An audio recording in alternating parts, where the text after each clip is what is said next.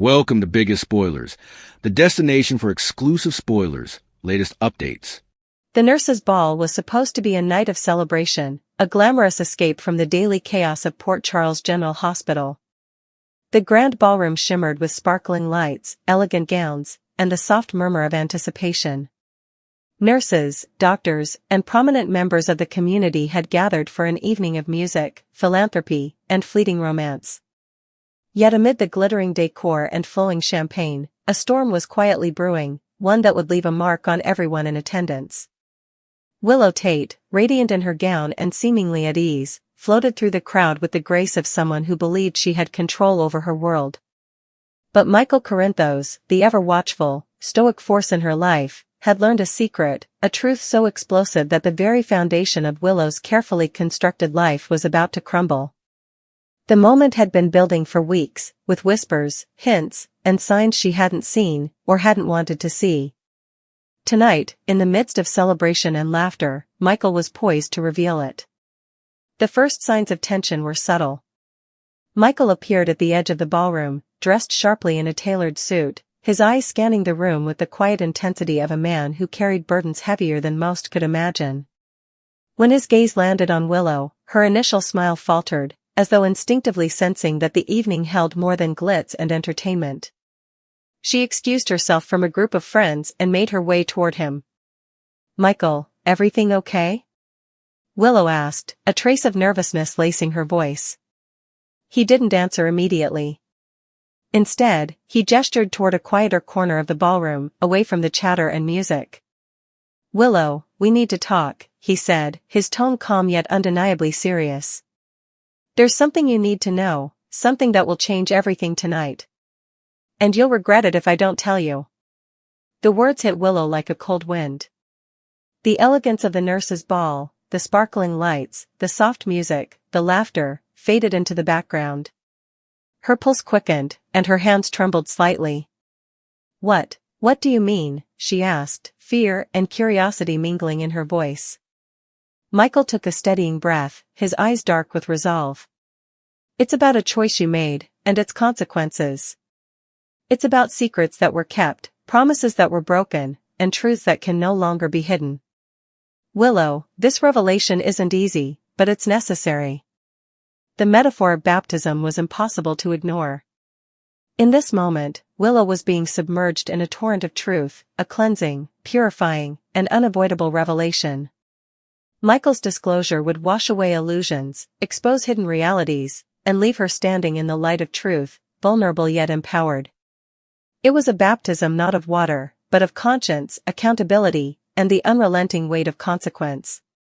Willow's eyes filled with tears as she struggled to process the gravity of Michael's words. I don't understand. Are you saying," she trailed off, her voice barely above a whisper. Michael's response was deliberate, measured, and filled with both warning and encouragement. "Yes. The truth is out, Willow. You can't undo it, and ignoring it won't protect you. But you have the strength to face it. You have the chance to rise above the fear and the regret. You can choose your path from here."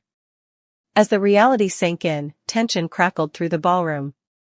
Michael's warning wasn't just about the personal stakes, it carried implicit threats for anyone who might attempt to manipulate, conceal, or exploit the truth. "And anyone," Michael said quietly, yet firmly, "who tries to use this moment, to twist it for their own gain, will face consequences. Port Charles is not forgiving to those who exploit trust, and I won't hesitate to act if necessary. This is your warning." Willow's initial shock gave way to anger, her voice rising slightly as she struggled to maintain composure. "Michael, how could you? Why now? Why at the nurses' ball?" The question was half accusation, half plea. Michael met her gaze steadily. "Because it matters," he said. "The timing doesn't make it easier, but the truth cannot wait. Pretending everything is fine only prolongs the inevitable. This is your moment to confront reality, Willow, and it's better you do it now than later." The ballroom itself seemed to pulse with tension. Guests, oblivious to the full gravity of the conversation, continued to mingle, unaware that the emotional storm brewing in the corner had the potential to reshape lives. Yet for Willow and Michael, the world had narrowed to this one defining moment, an emotional confrontation that carried with it the weight of guilt, accountability, and potential redemption. Michael's words of encouragement were carefully chosen, tempered with compassion yet unyielding in truth. "I know this is hard," he said gently, "but you're stronger than you realize. You faced challenges before, and you can face this one too. It won't be easy, and it won't be immediate, but confronting the truth is the first step toward freedom, from regret, from fear, and from the consequences of secrecy." The baptism symbolism became more pronounced as Michael elaborated. Willow's past mistakes, hidden decisions, and moments of weakness were laid bare, not to punish, but to cleanse, to illuminate, and to offer an opportunity for rebirth. The truth was unflinching, yet within it lay the potential for a fresh start. "Consider this your chance to be honest," Michael continued. "Not just with others, but with yourself. This is your baptism, the moment where illusion ends and reality begins. You can emerge stronger, if you're willing to face it."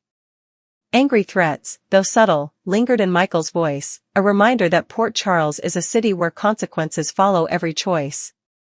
"And make no mistake, Willow," he said firmly, "anyone who attempts to exploit this revelation, to manipulate it for personal gain, or to harm anyone involved, will face my full attention.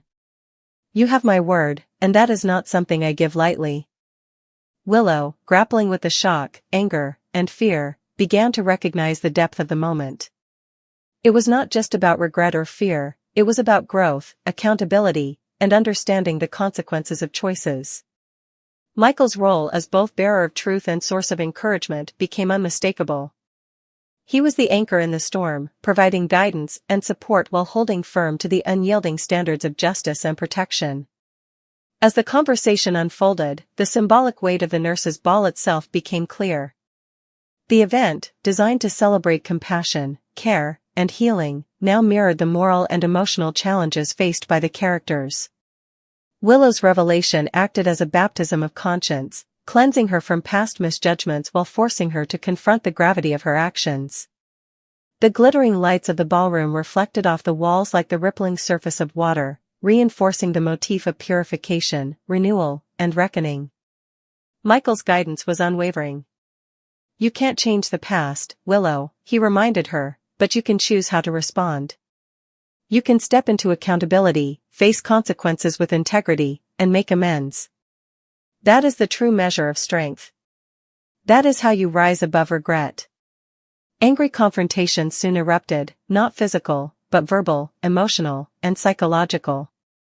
Guests who had suspected tension now whispered among themselves, and a few attempted to insert themselves into the situation, hoping to influence outcomes.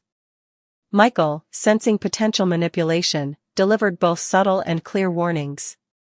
"This moment is not for games, scheming, or leverage," he said. "Anyone who attempts such actions will face consequences, immediate and uncompromising. This is a matter of truth and protection, and I will ensure it remains that way." Willow, overwhelmed by the magnitude of the revelation, began to feel the first flickers of clarity. The baptism of truth, painful, cleansing, and unavoidable, offered her a path forward. Mistakes could not be undone, but the opportunity to respond with honesty, courage, and accountability lay before her. "I see now," she whispered, voice trembling, "what I need to do, and who I need to become." Michael's role as guide, protector, and enforcer continued to assert itself. The combination of encouragement and warning, hope and threat, created a framework in which Willow could confront both internal and external challenges. She could rise above her past, confront the consequences, and navigate a path toward redemption. But she could not do so without facing the anger, fear, and tension that her choices had wrought. Throughout the evening, the dramatic tension intensified. Subtle confrontations, whispered threats, and veiled warnings echoed through the corridors. Yet amidst the turmoil, the power of truth and the opportunity for renewal held sway. Michael's revelation was not an end, it was a beginning. The baptism of conscience had begun, washing over Willow, purifying mistakes, and illuminating the potential for growth. By the time the final act of the nurse's ball concluded, Port Charles had been forever changed. Willow, shaken yet enlightened, understood the gravity of her actions, the permanence of her mistakes, and the power of truth. Michael, steadfast and unwavering, had delivered both a warning and a lifeline, combining angry threats with words of hope and encouragement. The symbolism of baptism, cleansing, renewal, and rebirth, was complete. As the guests departed, leaving behind glittering lights and fading music, Willow stood with Michael in quiet reflection. I understand now, she murmured, tears glistening in her eyes. I have to face this. I have to be better. Michael nodded solemnly, the weight of responsibility resting on both their shoulders. It won't be easy, Willow, he said. But facing the truth, standing firm, and rising above regret, that is how we endure. That is how we survive Port Charles. The episode closed with a mixture of tension, hope, and uncertainty. Angry threats had been issued and acknowledged, but encouraging words and the metaphorical cleansing of the baptism of truth offered a chance for growth, redemption, and reconciliation.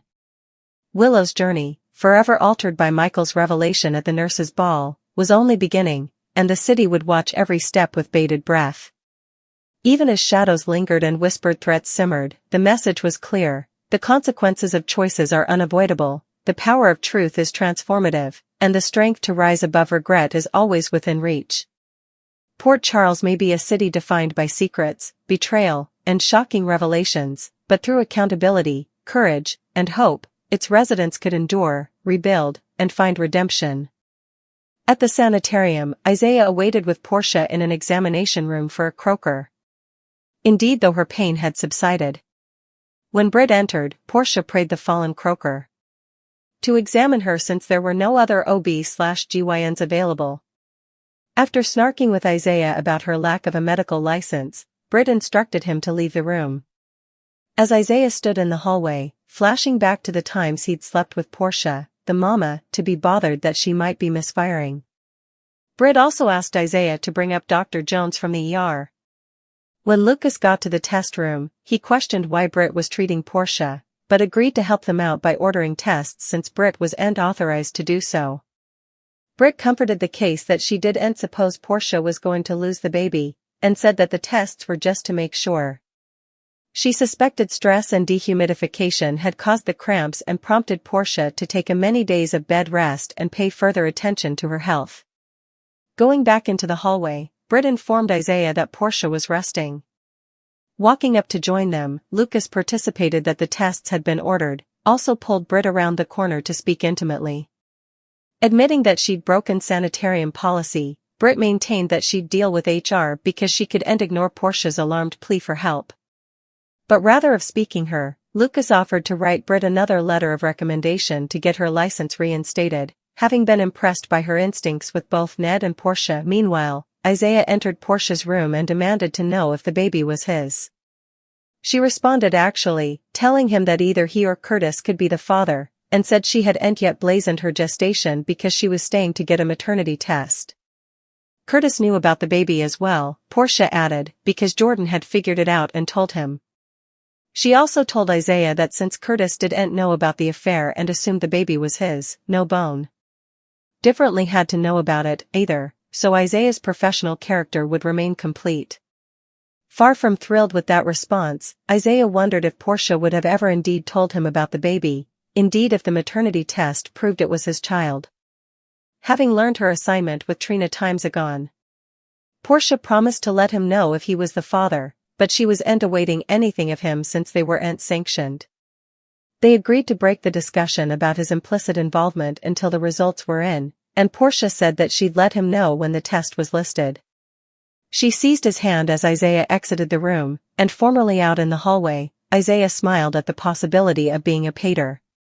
Cradling her belly, Portia pledged to her future child that everything would be okay. Christina was at GH for an Ms. shot appointment when Molly arrived to offer support, knowing her family was an addict of needles. While they awaited, Christina brought up the debacle with Cody at the Brown Dog, but Molly veered by telling her family about the new love novel she's been writing. Teasingly, Christina wondered who had inspired the buckaroo character, and Molly allowed that there was a chance Cody had inspired her idol. Latterly, after Christina got her miss-like shot, she offered to be an unprejudiced anthology of Molly's book, but Molly joked that she'd rather ask their mama. Meanwhile, Elizabeth complained about her dry and itchy eyes to Felicia, who made the nanny an appointment for her with one of the sanitarium's ophthalmologists. Liz reported back that she'd been diagnosed with a common complaint called Demodex blepharitis, caused by an overkill of eyelid diminutives, which was fluently treated with eye drops. Dante called Jordan to the PCPD to get her hand on the paraphrase of her discussion with Curtis and Nathan. She was surprised to learn that Curtis had been arrested for filing a false statement and inhibition of justice charges, and when Dante mentioned the videotape footage of Selena Wu at the Savoy, Jordan mused that the toughie had maybe reached out to Curtis when she got back to city. Dante also participated that the working proposition was that Curtis had reached out to Selena to take care of Commodity or someone, and Jordan questioned if he really believed Curtis was shamefaced or if the PCPD was pursuing that angle because the case against Willow was questionable and he didn't want Michael to be shamefaced. Remaining on the protective as Dante argued that he'd removed himself from the disquisition because of bias and that the department was just following the substantiation, Jordan contended the substantiation was a reach and questioned if they planned to drop the charges against Willow, but ultimately inked the paraphrase. Having been told by Curtis's counsel about his arrest, Trina and Kai dropped in to visit him in his PCPD holding cell, and he revealed that he'd prevaricated in his statement about the night Drew was shot. Trina assumed he'd been alone with Jordan at the Savoy, but Curtis noted it didn't make sense to be with her at the club, also meet with her at the Brown Dog after. Promising his son that he no way cheated on Portia, Curtis claimed he and Jordan were still just musketeers at the time of the firing. When Trina also questioned why he'd prevaricated to the Bobbies, Curtis revealed that there was footage of Selena Wu at the club that night. He'd met with her because he allowed. He could work with her again, Curtis added, but realized the cost was too high. Trina didn't understand why he prevaricated about the meeting to begin with, if it was no big deal, and Curtis prevaricated that Selena didn't want anyone to know she'd been back in city, and he didn't suppose it was applicable to the case next. Jordan showed up and, not happy to see her father's on-again love interest, Trina left with Kai. Curtis apologized to Jordan for getting her involved in his mess and asked for her help in mollifying the situation, so he didn't end up charged with tried murder. A New Hope. At Alexis's house, Nina crowed that the charges against Willow were about to be dropped since someone differently had been arrested. A flaunting Drew placarded that Michael was eventually getting what he merited, and Willow would get her kitties back now that his horse son had been arrested. As Willow hugged her hubby in relief, Nina burst their bubble to partake that she'd been with Curtis in his office when her family showed up to arrest him, not Michael. She wasn't sure what the charges were, but since Jay and Chase were heading up the disquisition into Drew's firing, it must be related. While Suzanne called a source she had at the PCPD for word, Alexis advised Willow not to get her expedients up that the charges against her were going to be dropped just yet. Induced they were probing the wrong person, Drew declared that Curtis didn't detest him enough to shoot him, and Nina, not wanting Willow to go through a trial for a crime she didn't commit, contended that Curtis's arrest had to help the reasonable mistrustfulness argument. Agreeing that was an implicit outgrowth, Alexis advised them that the substantiation against Willow wouldn't just go down, and the judge still might want to do with the trial. Nina raged that if the PCPD had any substantiation against Curtis, also Willow should no longer be a suspect. While Alexis and Drew looked at Commodity on her computer, Nina comforted her son that Curtis being charged would change everything with the visit hail. Twisting her marriage rings, Willow agreed. When Nina wondered what Willow was going to do about Drew, Willow replied that she couldn't talk about it right also. Across the room, Drew got a call from Jordan, who said she had a communication to relay to him. Next, Alexis told the others that Suzanne set up out from her contact at the DA's office what the charges were against Curtis and that new hunt clearances were issued for his bank records and videotape footage. Suzanne added that the scuttlebutt in the courthouse was that Selena Wu was in some of the footage, which confused Alexis. Scarified at the citation of Selena's name, Drew left to get on a phone call, and Nina exited as well. Once it was just Willow and Suzanne, Alexis told her customer that Selena's involvement would add a new angle to the case, since it would change from a crime of passion to a premeditated mega-hit. Again praying Willow not to get her expedients up, Alexis added that if the PCPD followed through with their charges of tried murder against Curtis, they'd have to drop the charges against her. Arriving at Curtis's office, Michael was irked to find the PCPD searching Sunup Media. Nathan filled him in on Curtis's arrest. Michael also went upstairs to the Crimson Services, where he set up Jacinda trying on a gown in Nina's office since the master had taken the day off. Bringing her up to speed on what was passing in the Sunup Services, Michael commended that Curtis had been charged with inhibition of justice, but depending on what substantiation the police set up, that charge might change to tried murder, meaning Willow could go free. Michael stressed that if Willow was vindicated, it would change the outgrowth of their visit Hale. Michael reasoned that she'd play up the story that she was a incorrectly indicted mama who hadn't seen her children in months and was now married to a Solon. "And you'll be dating a cocotte," abnegated Jacinda flatly added. Michael told Jacinda not to speak that way about herself, and she signed that was how people viewed her. However, she refocused out, they no longer demanded to fake a relationship, if Curtis was charged with Drew's firing.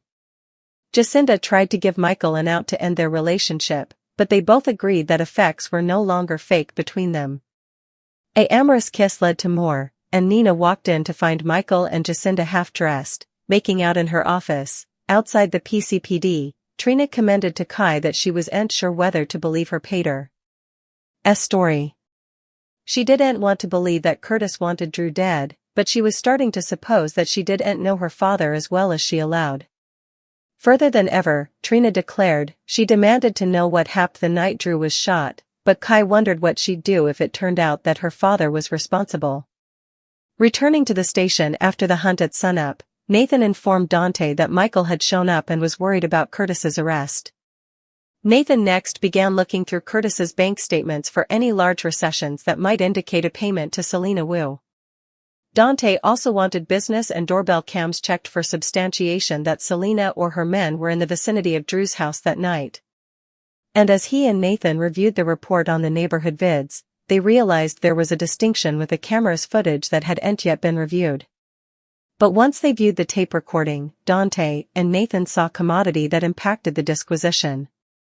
"There's our answer," the acting manager declared.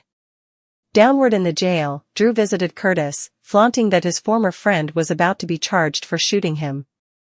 Still, Curtis told Drew to drop the act, since his motive for wanting him dead was incredibly inconvenient for the Solon, and suggested they find a way to help each other. What do you suppose Dante and Nathan saw on the missing camera footage?